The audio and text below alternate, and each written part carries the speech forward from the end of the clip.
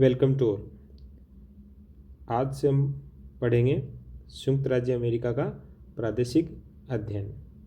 तो इसमें सबसे पहले शुरुआत करते हैं भौगोलिक स्थिति एवं विस्तार से। संयुक्त राज्य अमेरिका उत्तरी महाद्वीप में स्थित एक देश है जिसका क्षेत्रफल रूस, कनाडा तथा चीन के पश्चात विश्व में सर्वाधिक है। और अगर क्षेत्रीय विस्तार को देखें तो इसका विस्तार लगभग यूरोप के क्षेत्रफल के लगभग बराबर है। अगर इसके अक्षांशीय विस्तार देखें तो ये 24 डिग्री उत्तरी अक्षांश लगभग कर्क रेखा के पास से लेके 49 डिग्री उत्तरी अक्षांश के मध्य स्थित है। जो उत्तर में 49 डिग्री उत्तरी अक्षांश है वो संयुक्त राज्य अमेरिका को कनाडा से अलग करता है। संयुक्त राज्य अमेरिका को राजनीतिक दृष्टि से देखें तो इसमें 50 राज्य हैं, जिसमें से 48 राज्य अमेरिका की मुख्य भूमि पे तथा 2 राज्य इससे अलग स्थित हैं, जिसमें से एक है अलास्का तथा दूसरा है यहाँ प्रशांत महासागर में, ये मध्य प्रशांत महासागर क्षेत्र में जैसे पश्चिम की ओर स्थित हवाई द्वीप समूह। अब देखते हैं इसके भौतिक स्वरूप के बारे में, इसकी फिजियोग्राफी या भूआकृति के बारे में। संयुक्त राज्य अमेरिका को 8 भूआकृतिक प्रदेशों में हम विभाजित कर सकते हैं। पहला है अटलांटिक एवं खाड़ी तटीय क्षेत्र, दूसरा है अपलेशियन पर्वतीय प्रदेश, तीसरा है मध्यवर्ती उच्च भूमि क्षेत्र, चौथा है मध्यवर्ती मैदानी भाग, पांचवा है सुपीरियर झील उच्च भूमि क्षेत्र, छठा है रॉकी पर्वतीय क्षेत्र, सातवां है अंतर पर्वतीय पठार एवं बेसिन, और आठवां है प्रशांत महासागरीय घाटियां एवं पर्वतीय क्षेत्र। ये हैं भूआकृतिक प्रदेश। ये पहला है यहाँ ये तटीय मैदान, फिर ये दूसरा क्षेत्र है अपलेशियन जो पठार क्षेत्र है, फिर ये तीसरा है मध्यवर्ती उच्च भूमि, फिर ये चौथा है मध्यवर्ती जो मैदानी भाग है, फिर पांचवा है सुपीरियर उच्च भूमि क्षेत्र, फिर छठा है रॉकी पर्वतीय क्षेत्र, फिर ये सातवां है अंतर पर्वतीय पठार एवं मैदानी भाग, और फिर आठवां है प्रशांत महासागर का जो तटीय क्षेत्र है जो कि विभिन्न पर्वतों और बेसिनों से मिलके बना है। अब देखते हैं हम संयुक्त राज्य अमेरिका के जो फिजिकल मैप है उसके जरिए इन प्रदेशों को जानने का प्रयास करते हैं। तो सबसे पहले देखते हैं अटलांटिक और खाड़ी तटीय प्रदेश। यह भूआकृतिक प्रदेश 2 विशिष्ट भूआकृतिक जो इकाइयां हैं उनसे मिलकर बना है। उसमें एक है ये अटलांटिक तट का क्षेत्र और दूसरा है ये खाड़ी तटीय क्षेत्र।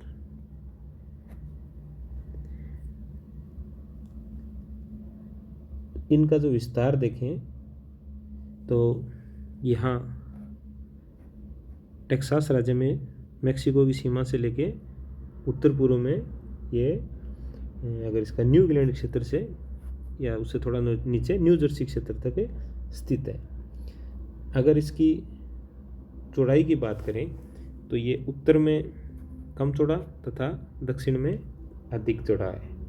और अगर इस क्षेत्र की अगर जियोलॉजी देखें तो यहाँ विभिन्न प्रकार के जीवाश्म मिलते हैं, जिससे ये प्रतीत होता है कि ये पूरा क्षेत्र एक अतीत में एक मगन तटीय क्षेत्र था, जिसमें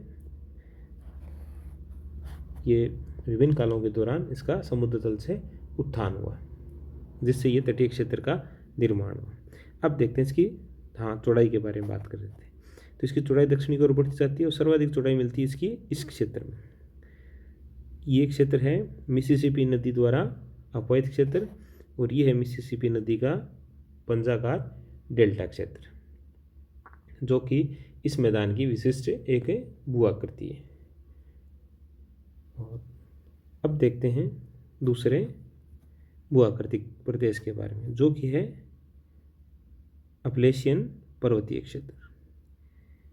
ये जो क्षेत्र है ये है अपलेशियन पर्वतीय क्षेत्र या अपलेशियन पठार भूमि। अब जो अपलेशियन पर्वतीय प्रदेश है ये पूर्व में जो अटलांटिक तटीय मैदान, दक्षिण में खाड़ी तटीय मैदान तथा पश्चिम में ये जो आंतरिक मैदान है या मध्यवर्ती मैदानी भूमि है उससे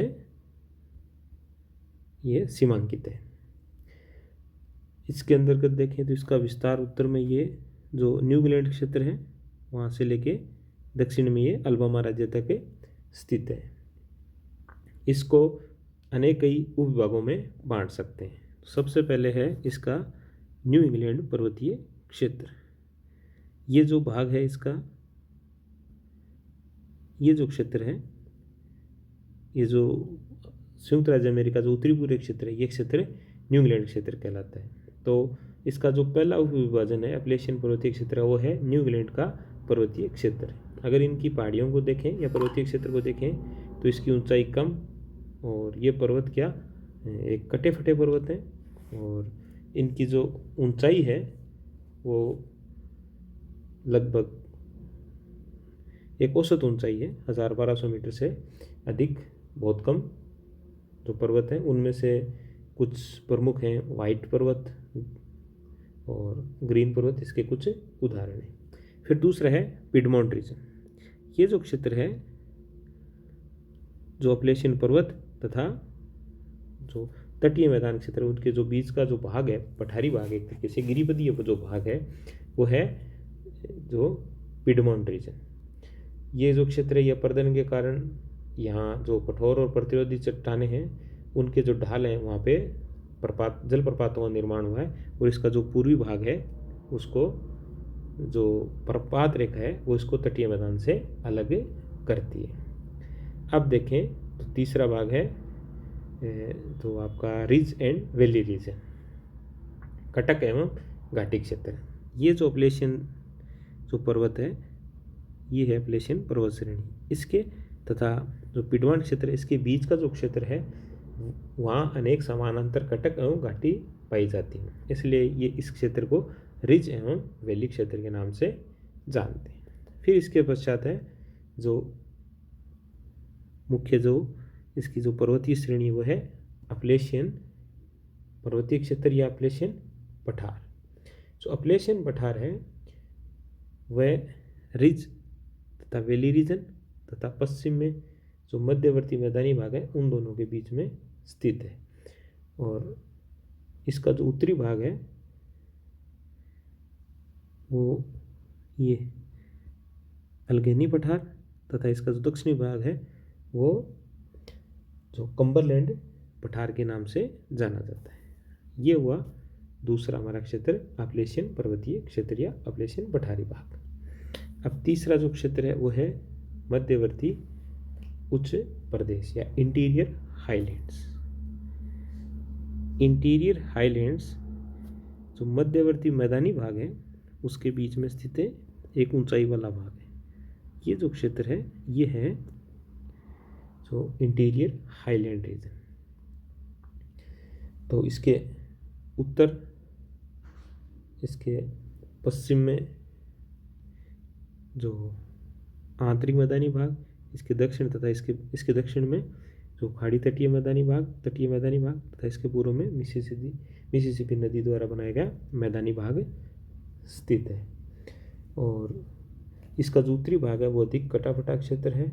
जो ये जो उत्तरी भाग है ये औजार पठार तथा इसका जो दक्षिणी भाग है वो ओचिता माउंटेन के नाम से जाना जाता है। और इन दोनों के बीच में जो अरकानसास नदी है वो इन दोनों को विभाजित या पृथक करती है। अब है जो हमारा चौथा भूआकृतिक प्रदेश क्षेत्र वो है इंटीरियर प्लेन्स या मध्यवर्ती मैदान। जो मध्यवर्ती मैदान क्षेत्र है ये पश्चिम में देखें तो ये रॉकी माउंटेन एरिया है और ये है अपलेशियन माउंटेन रीजन। इन दोनों के बीच में जो स्थित क्षेत्र है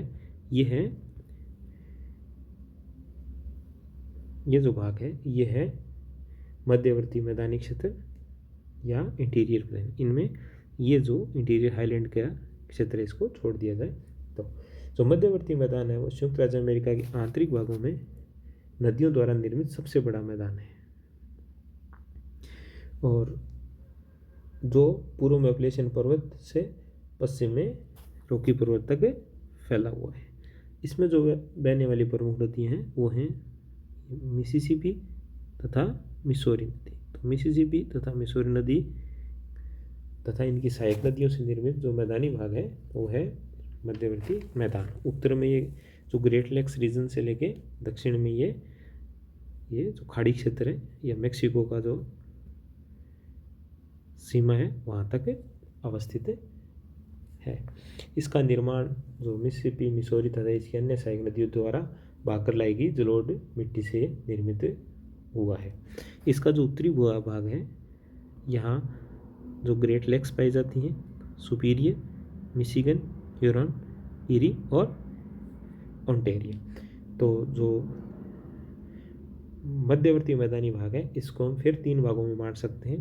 पहला है जो ग्रेट लेक्स एरिया है, फिर दूसरा है जो मध्यवर्ती जो मैदान का जो निम्न भूमि क्षेत्र है, पहला हो गया ग्रेट लेक्स, फिर ये मध्यवर्ती निम्न भूमि क्षेत्र और ये मध्यवर्ती उच्च भूमि क्षेत्र। जो मध्यवर्ती जो उच्च भूमि क्षेत्र है इसकी समुद्र तल से ऊंचाई लगभग 300 से 500 मीटर है और ये पश्चिम में स्थित है और जो पूर्वी भाग है उसकी जो औसत ऊंचाई है वो 300 मीटर से कम है, जो कि मध्यवर्ती निम्न भूमि क्षेत्र है। अब देखते हैं अगला भूआकृतिक प्रदेश जो कि है सुपीरियर हाईलैंड एरिया। ये जो सुपीरियर लेक का आसपास का जो क्षेत्र है यह है सुपीरियर हाईलैंड या सुपीरियर उच्च भूमि क्षेत्र।